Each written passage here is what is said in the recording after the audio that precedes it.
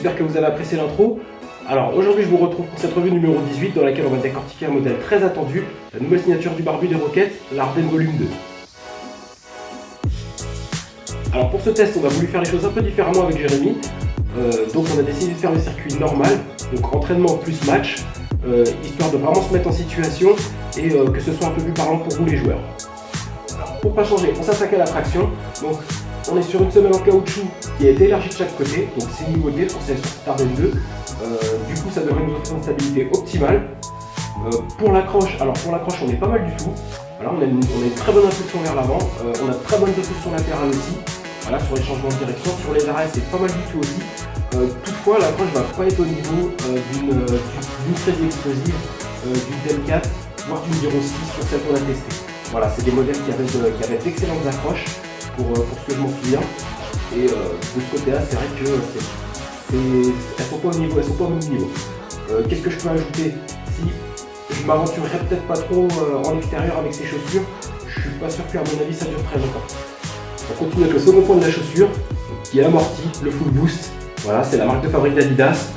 On voit qu'ils maîtrisent très bien leur technologie avec ce modèle. On est toujours aussi confortable, on est toujours aussi bien protégé des chocs sur les atterrissages. D'autant plus que l'amorti a été élargi de chaque côté aussi dans le prolongement de la traction. Donc du coup ça nous offre une stabilité supplémentaire et de ce côté là on est vraiment au top. Voilà, c'est vraiment une chaussure dans laquelle on est confort et dans laquelle on est en sécurité. Toutefois le point qui moi va me gêner, on n'est définitivement pas courte-file. Et ça pour moi c'est un vrai problème. Moi j'ai besoin de ressentir le sol, voilà, comme j'ai pu vous le dire avant, et cette chaussure là malheureusement ne m'offre pas cette possibilité. Après ça n'empêche pas d'être bien dans la chaussure, voilà, comme on a pu vous le dire avant dans notre vidéo.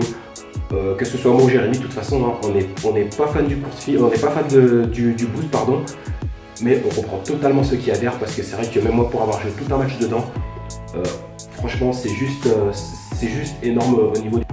On continue avec l'empeigne. On est déjà sur un modèle qui est fabriqué en une seule pièce, comme beaucoup de modèles qui sont faits aujourd'hui.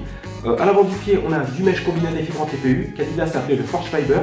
Donc c'est quelque chose de très souple et très solide à la fois, et qui n'empêche pas les mouvements du pied. Donc c'est pas rigide, vous pouvez y aller et on est très confort dedans. On continue avec le chausson qui lui est complètement en néoprène. Donc il est complété avec un renfort en tissu au niveau de la languette et qui, lorsqu'on lasse la chaussure, ne devrait pas provoquer de gêne au niveau du coup de pied. Voilà. Alors la grosse nouveauté, c'est le renfort en polyuréthane, donc qui ajoute du maintien. Et avec la personnalisation du lassage, permet d'ajuster le maintien donc selon les envies de chacun. Pour ma part, j'ai testé le maintien en laissant le lassage d'origine sur le pied gauche et en personnalisant sur le pied droit. Voilà, pour en faire une idée s'il y avait une différence de serrage entre les deux pieds. Alors, sur le pied gauche, donc le lassage d'origine, le maintien est déjà très bien. Quels que soient les mouvements que je fais, la chaussure ne m'a jamais lâché, il n'y a pas de souci. Lorsque j'ai personnalisé, donc j'ai été chercher un peu plus loin, j'ai été chercher sur la deuxième ligne de passant. Et franchement, ça offre un bien meilleur maintien, le tout sans compresser le pied. Et pareil, donc quels que soient les mouvements que j'ai pu faire, que ce soit sur les rebonds, sur les changements de direction, sur les atterrissages, la chaussure ne m'a jamais lâché, il n'y a pas de souci. On est extrêmement bien maintenu. Voilà, le maintien c'est un très très gros point sur cette chaussure et vraiment on est très bien dedans. Il y a aussi autre chose, donc autre chose très intéressante, c'est par rapport au renfort au polyuréthane. Qui lorsqu'on le serre, donc ça par contre personnalisation ou pas, il garde le lassage en mémoire en fait. Donc, lorsque vous serrez et quand vous entrez en jeu, vous n'avez pas besoin de resserrer 50 fois sur le terrain parce que la chaussure s'est desserrée, parce que le lassage n'est pas tenu ou quoi que ce soit. Même les lacets défaits, la chaussure reste serrée, il n'y a pas de souci, ça tient très bien. Nous on parlait du volume chaussant, donc on est sur une pointure 45 1/3 pour cette Arden Volume 2. Donc toujours une pointure en plus pour moi qui chausse à 44, donc je tombe très bien dans la chaussure.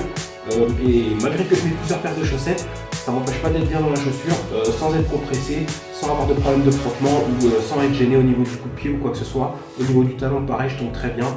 De ce côté-là, il n'y a pas de souci. Donc pour ceux qui souhaiteraient l'acquérir, je vous conseille de prendre une pointure au-dessus pour être à l'aise. Alors voilà, on a fait le tour de cette Arden Volume 2, je vais maintenant la noter. Je vais lui donner la note de 7,5 sur 10. Pourquoi? Alors les points faibles, on n'est pas court-fil, donc ça pour moi c'est un vrai problème. On n'est pas assez près du sol, ça m'empêche d'avoir des bonnes sensations sur les démarrages, sur les prises d'appui. J'ai besoin de ressentir le terrain. Le deuxième point faible pour moi donc c'est le poids de la chaussure. Donc, on est sur une chaussure à 520 grammes. Pour moi, c'est beaucoup trop lourd. Voilà, pour moi, c'est beaucoup trop lourd. On a quand même 1 kg de chaussures au pied.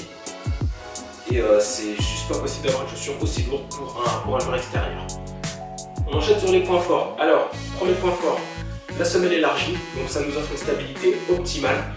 Le deuxième point, l'amorti. Donc le confort de l'amorti, pardon. Même si j'ai pas aimé parce qu'on n'est pas courte-file, je peux pas cracher sur le confort parce que de ce côté-là, j'ai encore rien vu de comparable. On est vraiment au top à ce niveau-là. Et le troisième point, donc voilà, et pour moi qui n'est pas des moindres, c'est le maintien. Alors, le renfort en polyuréthane accouplé aux chaussons avec la possibilité d'ajustement du maintien, vraiment c'est une vraie plus-value sur cette chaussure. Et c'est une pompe dans laquelle vous serez vraiment en sécurité. De ce côté-là, pour moi, vous pouvez y aller les yeux fermés. Voilà, vraiment, on est très bien au niveau du maintien là. Pour cette Harden volume 2 que vous pouvez retrouver chez notre partenaire basketstore.fr pour la somme de 159,90 € dans son coloris Ignite et à 169,90 € dans son coloris Melon. Je tenais à remercier la marque Tillit Socks qui nous fournit les chaussettes que l'on porte pendant nos tests. Voilà, elles sont vraiment top, elles sont étudiées pour nous basketteurs et vraiment je vous invite à aller voir sur leur site ce que ça peut donner, ça devrait vraiment vous intéresser. Voilà, je vous en montre une paire, je sais pas si ça va être parlant mais vraiment je les ai portées en match à l'entraînement. Franchement, elles sont vraiment top, on est vraiment bien dedans. C'est fini pour cette revue numéro 18. J'espère que ça vous a orienté, donné des infos sur cette chaussure si vous souhaitez l'acheter. N'oubliez pas de partager, de liker si ça vous a plu et surtout d'activer les notifications lorsque vous vous abonnez pour être au courant de ce qui se passe sur notre chaîne. Sur ce, je vous dis à très vite pour une nouvelle vidéo. Ciao!